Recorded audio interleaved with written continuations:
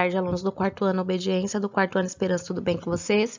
Vamos dar início aí, mais uma semana de aula, seguindo o nosso roteiro de estudo da semana de 20 a 26/11, com a nossa 21ª aula, ok? Então, vamos lá.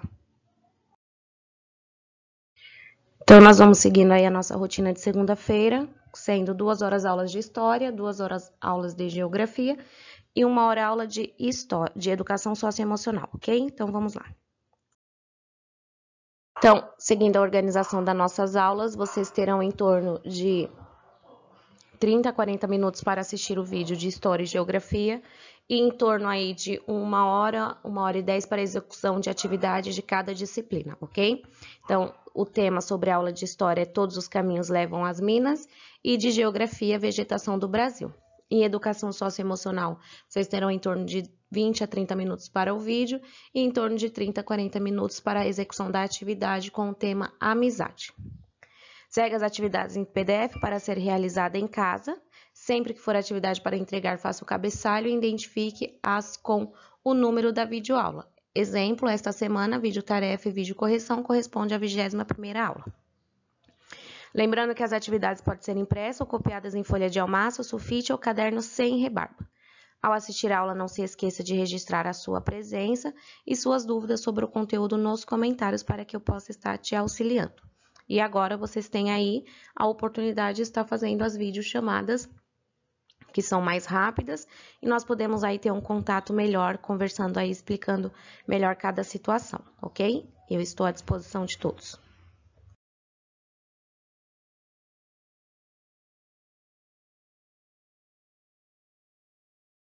O objetivo aí da nossa aula, lembrando que as páginas que serão trabalhadas serão das 52 a 60.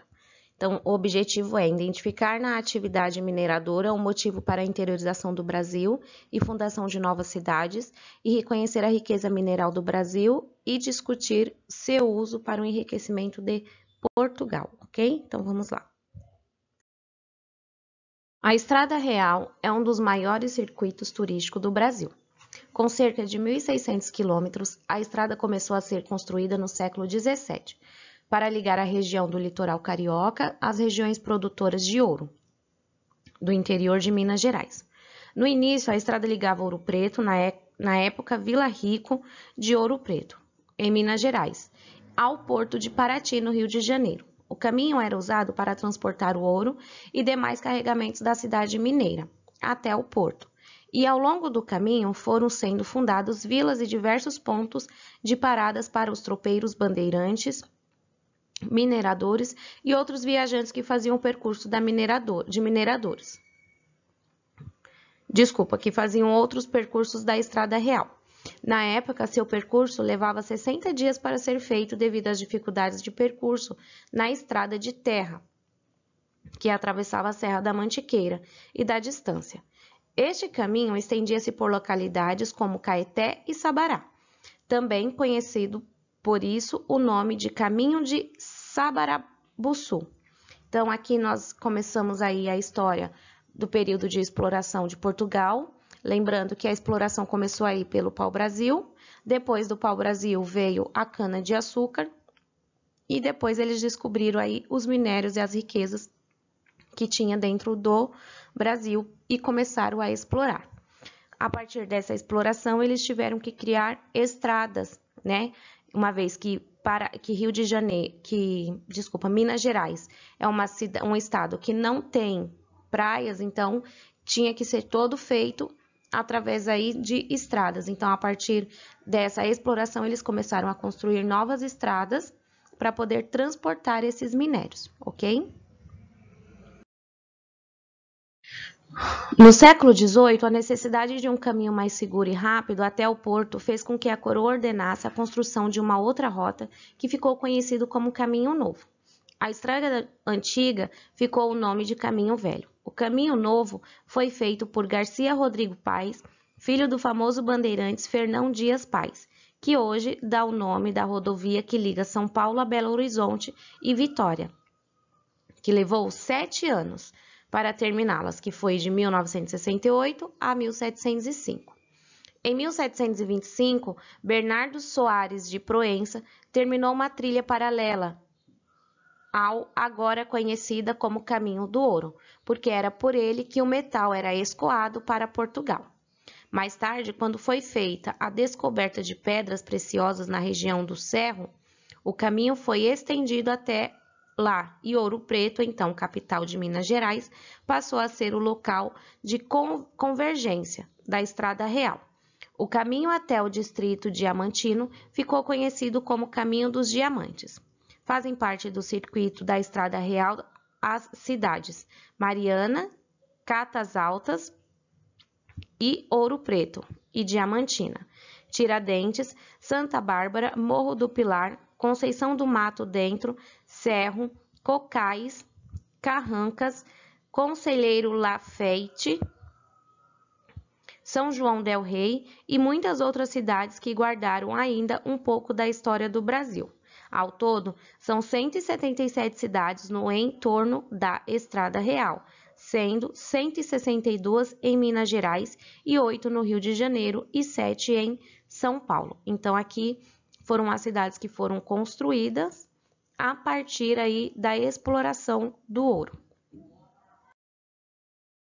As chamadas monções foram expedições fluviais, que entre a segunda década do século XVIII e a primeira metade do século XIX mantiveram contato entre a capitania de São Paulo e a capitania de Mato Grosso, no Brasil.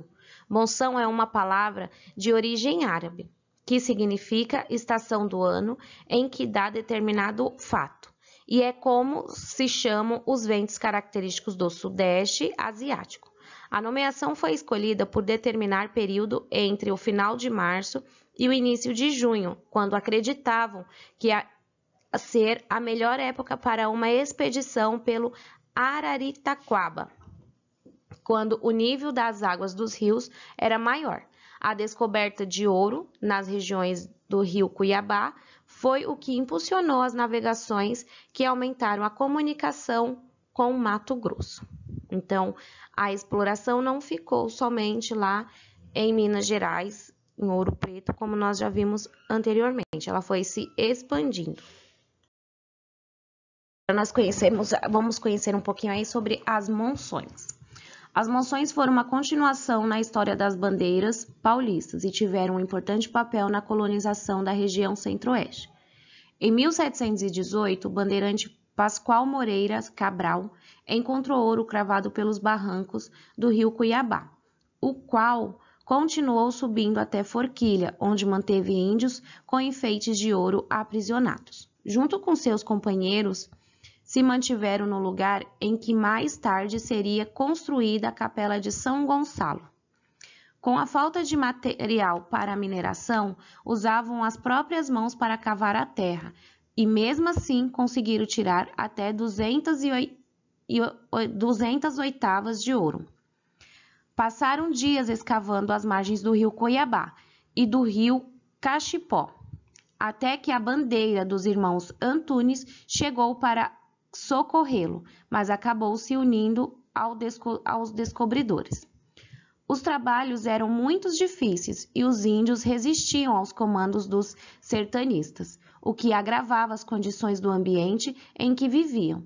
Em uma das batalhas contra os nativos, 5 sertanistas morreram e 14 ficaram tão feridos que precisaram ser carregados de volta ao arraial. As condições só melhoraram com a chegada da bandeira de Fernão Dias Falcão, que trouxe reposição de armamento, mantimentos e recursos para a mineração, além de 130 homens de guerra. Depois que a situação melhorou, decidiram enviar Antônio Antunes Maciel a São Paulo para levar amostras de ouro e trazer ordens do serviço à Sua Majestade. Além disso, Pascoal Moreira Cabral foi nomeado guarda-mor das Minas, podendo abrigar o que fosse descoberto e fazer os testes necessários. Então, aqui nós vimos um pouquinho do trajeto, de como que foi essa exploração e quem fazia esse serviço no momento, que eram aí os índios, ok?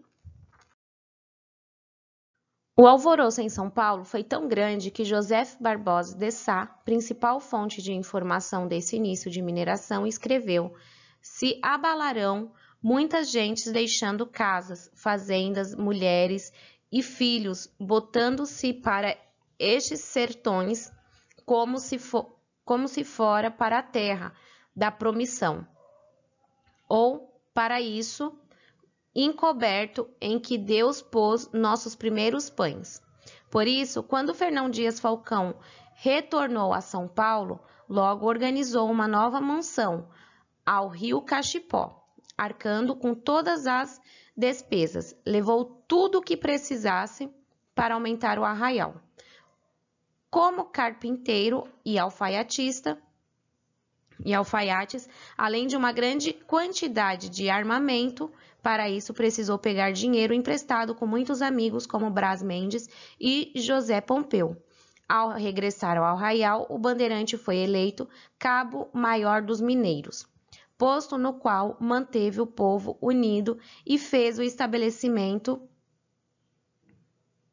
prosperar.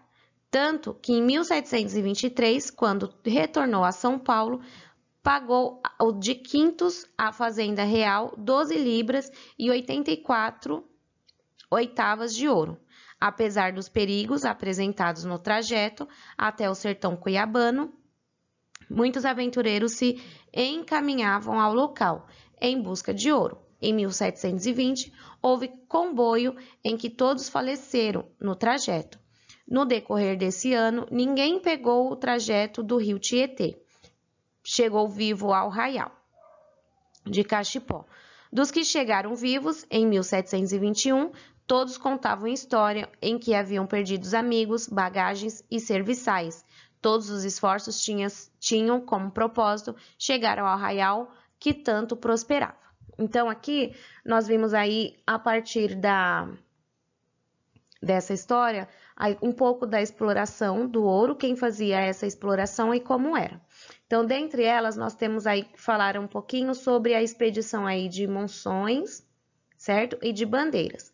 Quando nós estamos falando aí dos Bandeiras, eles faziam essa expedição, essas travessias aí pelo terrestre. Então, deixou-se de ser só a água, né? O fluvial, o barco, né? As canoas, as caravelas para a exploração. Então, eles precisaram aí de estradas. E quando nós estamos falando aí de Monções, temos também as expedições fluviais, que é por água. Então, nós tínhamos as duas formas aí de exploração.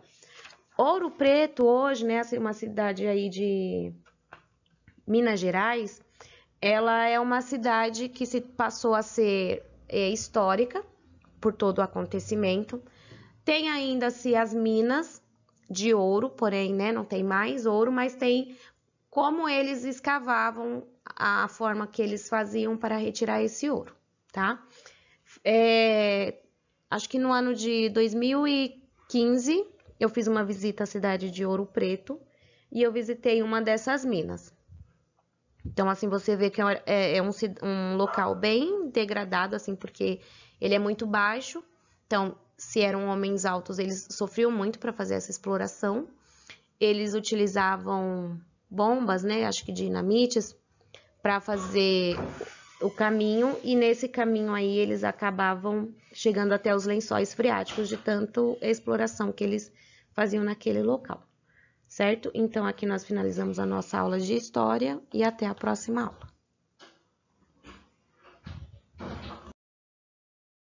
Agora nós daremos início à nossa aula de geografia, lembrando que nós já concluímos a apostila. Então, a professora vai estar trabalhando um tema novo aí com vocês, sem a apostila, tá certo? Então, vamos lá. Então, os objetivos da nossa aula é conhecer a vegetação brasileira, identificar as características das paisagens naturais e antrópicas, relevo, cobertura vegetal, rios e etc., no ambiente em que vive, bem como a ação humana na conservação ou degradação dessas áreas, ok?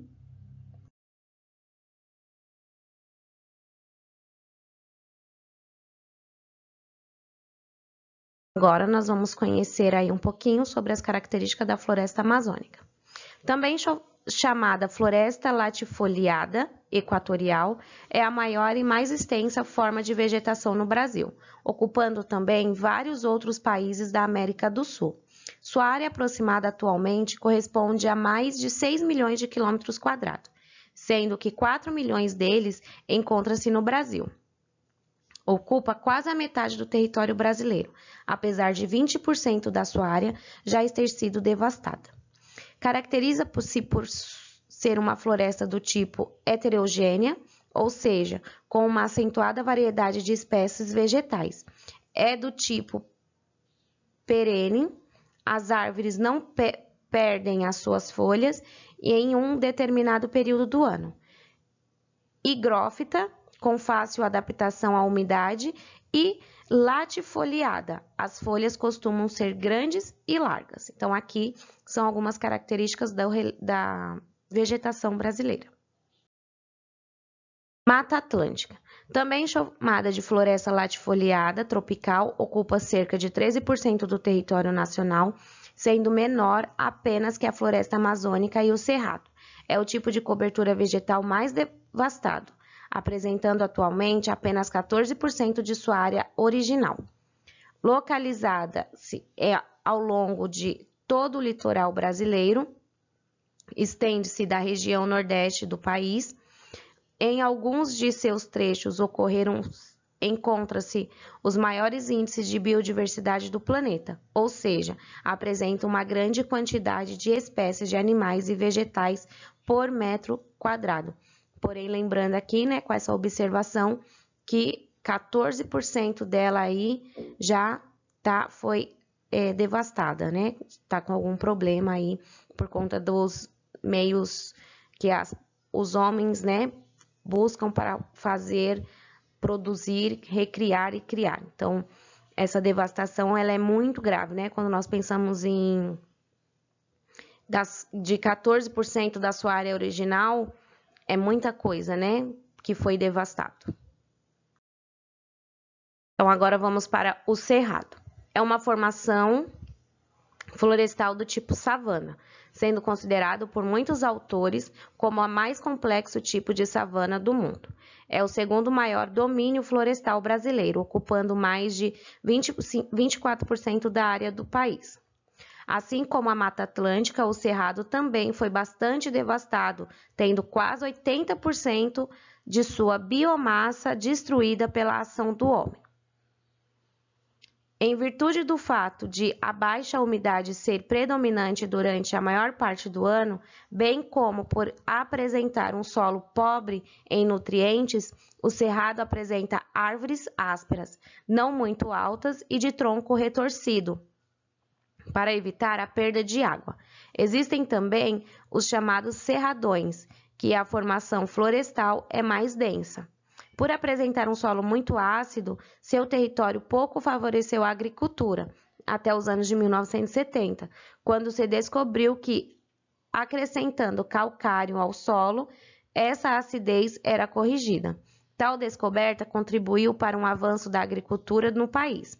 Porém, também foi muito responsável pela intensificação de processo de devastação dessa composição florestal. Então, aqui também nós temos mais uma vegetação que é altamente prejudicada, né? Então, 80% é muita coisa. São coisas para nós irmos refletindo, pensando aí sobre essa devastação e nos reeducando aí para uma sociedade que polua menos, que degrade menos o meio ambiente, pois as consequências vêm, né? Como nós estamos vendo aí, esse desequilíbrio aí com relação às temperaturas. Caatinga. Localizada quase totalmente na região nordeste do Brasil, a Caatinga é o único bioma 100% situado em território nacional, ocupando cerca de 10% do Brasil. Apesar de ser aparentemente pobre em diversidade, é a mata de clima semiárido mais rica em fauna e flora do mundo, o que justifica a necessidade de sua preservação. A sua vegetação caracteriza-se por ser do tipo xerófila, que se adapta facilmente à aridez. Sua composição muda conforme variam as condições climáticas. Durante os períodos de estiagem, perde suas folhas e fica praticamente seca.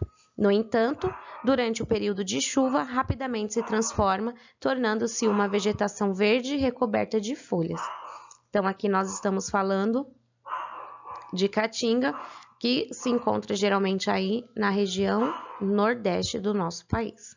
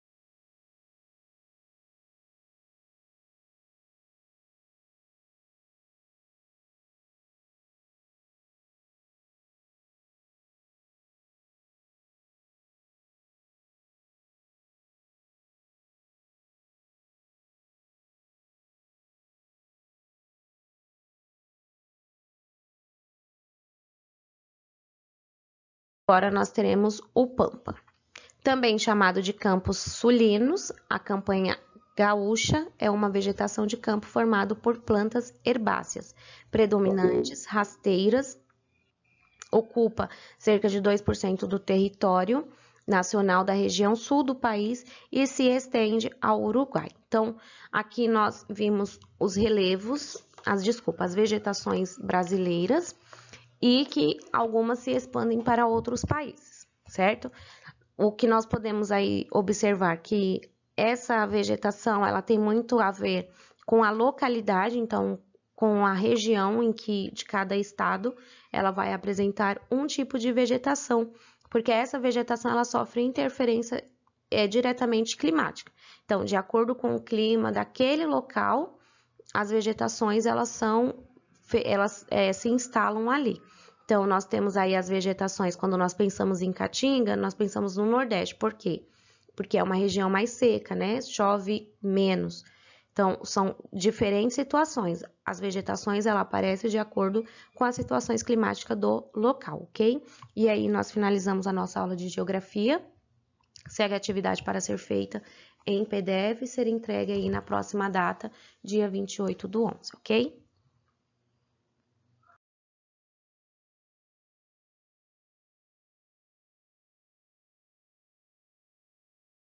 Os objetivos da aula são conceituar o que é amizade e perceber a importância de cultivar boas amizades, ok? Então, vamos lá. Uma amizade verdadeira não se pode estender a muitos porque exige experiências, intimidade e confiança. É difícil dizer alguma coisa sobre algo tão maravilhoso que se vive, se sente e se experimenta. Pô-la em palavras é quase impossível. Só se aprende mesmo o que é amizade vivendo. Amizade significa criar laços. É uma fonte que não retém a água para si. Seria poço se o fizesse, mas a da espontaneamente, o amigo também vai ao encontro de quem precisa e não espera que venham até ele. É renovação para quem dá e para quem recebe, e é a descoberta do coração. No início, o nome do outro não é nada para nós. A vida dele, seus gestos, suas preferências, sua história, mas aos poucos nosso egoísmo cai, o coração se abre e há o encontro dos corações, com inexplicável sensação. Nossa vida muda, tornando-nos mais felizes. Então, aqui nosso tema é amizade, e eu trouxe esse tema por quê? Porque é algo bem delicado, é algo bem sério e muito importante. Não são todas as pessoas que são classificadas como nosso amigo. Nosso amigo, amigos, né? Quando nós falamos em amizade, é algo muito sério, muito delicado. e que requer um cuidado muito grande de nossa parte antes de nós classificarmos determinadas pessoas como amigos, ok? E é isso que nós falaremos sobre hoje na nossa aula. A amizade é um afeto, afeição, sentimento profundo que a gente sente por alguém. Ele não tem barreiras de cor, sexo, idade, cultura, classe social ou nação. Ser e ter amigos é muito bom. É um sentimento que ultrapassa todas as barreiras. A amizade é concórdia de afetos e obras, implica certas unidade afetiva. O amigo é a metade da minha alma, diz o filósofo Giovanni Cassiano ao definir um verdadeiro amigo.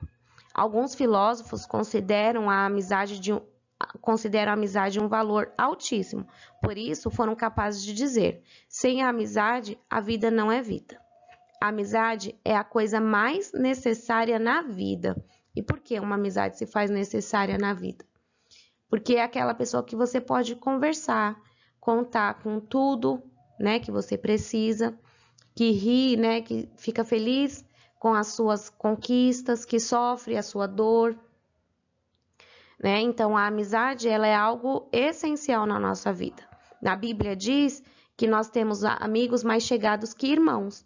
Então é alguém que nós escolhemos para a nossa vida e que essa pessoa também escolheu estar na nossa vida, fazer parte dela e acrescentar em todos os momentos, né? E ser amigo não significa que eu concorde com todas as suas ações ou que eu vou concordar com tudo que você faz e fala, né? Ser amigo é muito além disso, vai muito além disso. E nos faz a amizade?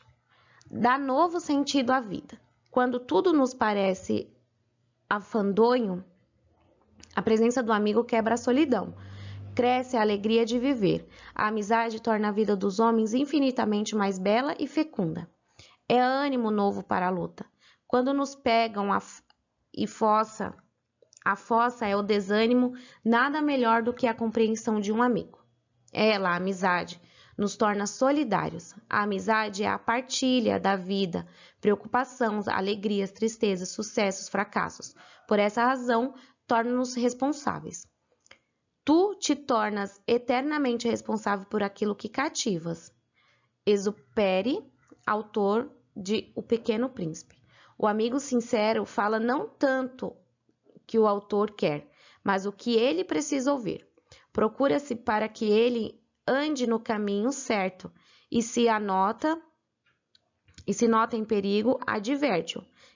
Cria-se interesses comuns, acaba com individualismos. Seus problemas são meus problemas. Sou infeliz porque você, amigo, também é. Dar e receber. Cresço com você. Isso acontece tanto na favela como no concílio dos bispos. A amizade quebra a solidão. Se tu vens às 4 da tarde, desde as 3 já estou feliz. Exupéry. Ela faz crescer, são vidas que se transformam, ideias que se renovam, entusiasmo que volta ao caminho que se abre. Então, quando nós estamos falando de amizade, é pessoa parceria, né? Pessoa que vai estar do seu lado em qualquer situação. Por isso eu não dou esse título a todas as pessoas. Amizade, quando eu digo amigo, dá para contar no dedo quantos amigos eu tenho. O que nós temos, muitos, são colegas, né? São conhecidos, mas amigos mesmo, nós só temos pouquíssimos. Dá para contar na mão. Então, nós temos que verificar aí quem leva esse título tão importante de amigo. Quem realmente torce por você e está com você em todas as situações. Será que todas as pessoas merecem esse título de amigo? Então, são coisas que nós temos que pensar. Diante de todos os assuntos que nós já viemos falando sobre empatia, sobre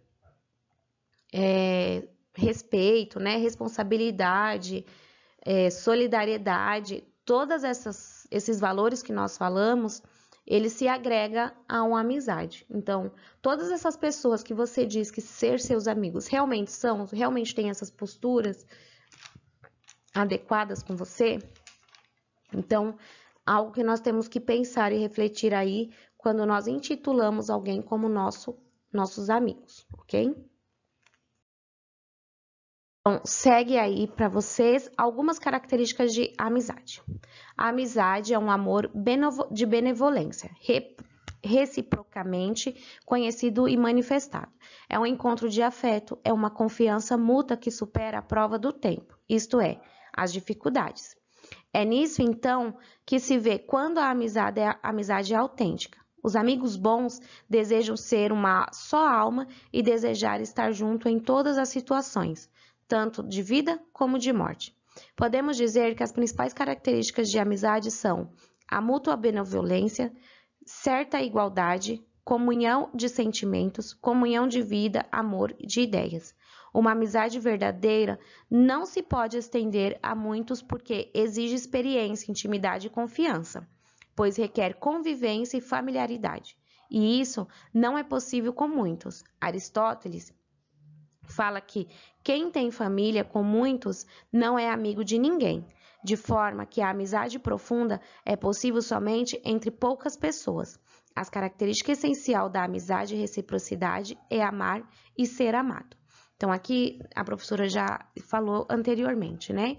Esse título eu não dou a todos. Para eu classificar essa pessoa como meu amigo, ela tem que ter dado provas de confiança, né, de reciprocidade. Quando eu digo reciprocidade, eu estou dizendo que tudo aquilo que eu desejo, eu tenho certeza que aquela pessoa me deseja também, que ela faria por mim aquilo que eu faria por ela, não que eu espere em troca, mas não tem como eu ser amigo sozinho. Então, eu conto um segredo para a Nicole, eu classificando a Nicole como minha amiga, e aí a Nicole vai lá e conta para a Lívia. Então, a Nicole deixou de ser minha amiga, porque eu não posso confiar um segredo a uma pessoa e essa pessoa passar esse segredo adiante. Ela quebrou a confiança. Então, eu posso ter amigos, vamos supor que seja aí o grupo de amizade Laura, Nicole, Giovanni e Miguel, um exemplo. Então, eles têm amizades. Porém, aquilo que a Nicole conversar com o Miguel, o Miguel não pode sair espalhando, porque foi uma conversa entre os dois. Se ela quisesse que mais pessoas soubessem, ela mesma contaria. Então, fiquem atentos aí com relação às amizades e quem você classifica como seu amigo. Ter amigo é muito importante, porém não são todas as pessoas que são nossos amigos e que são dignos da nossa confiança. Selecione bem, preste muita atenção nas pessoas, né? Nessas pessoas que vocês classificam como amigo. Fiquem atentos aos conselhos que os pais de vocês dão com relação à amizade, porque uma amizade ela tanto pode me fazer crescer, como ela pode me afundar quando eu não sei selecionar bem os meus amigos e a quem eu confio de fato os meus segredos, a minha intimidade e minha vida, ok? Então, aqui nós finalizamos a nossa aula de educação socioemocional. Até a próxima aula. Segue a atividade que será entregue no PDF e que vocês farão a entrega no dia 28/11, ok? IP 2020, um colégio com muito mais emoção. Até a nossa próxima aula.